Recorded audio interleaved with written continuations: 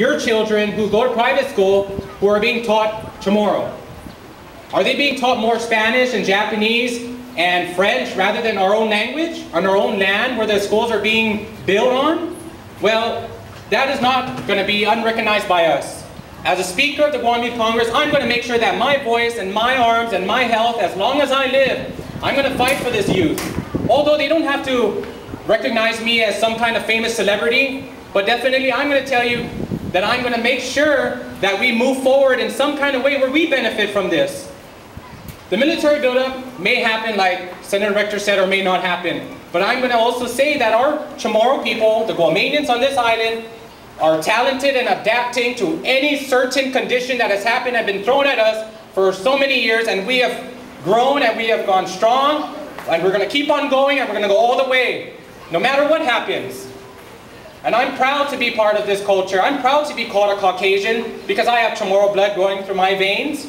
My family's from Malincueto, Tautau Heights, Tautau Hagat, pues Maleso, pues todo y Guahan, you know, you can say we're related to everyone. But, you know, it's just, I understand the problems for the youth that they say they don't care because, you know, it's just too much to handle. It goes on every day in the newspaper. You pick up the newspaper and you see negative results. Well, why don't we turn that around and think positive? Start to fight negative with positive attitude. And with positive attitude, you can become creative in ideas and philosophy and all sorts of solutions for different issues. I just want to thank my family, my grandparents, first of all too, because, you know, without them, I probably would have been in no one Chamorro word. Without them, I probably wouldn't even know how to cook kadu. or say ichibang. Maybe that's what they call it, right? Modern kadu is ichibang. But it's still a step forward. Modern onions, there you go, Jayton.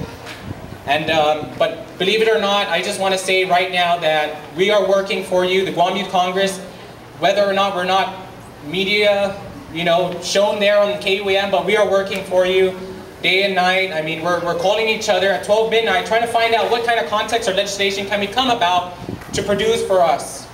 You know, we're trying to challenge on the JFK GW incidents, double session, and believe it or not, even orientation discrimination. We're fighting that too. Because definitely we're not going to let just or even one single student go about being discriminated. I'm passionate about what I believe. I'm passionate about other rights, equal rights, civil rights, even as far as same-sex civil union.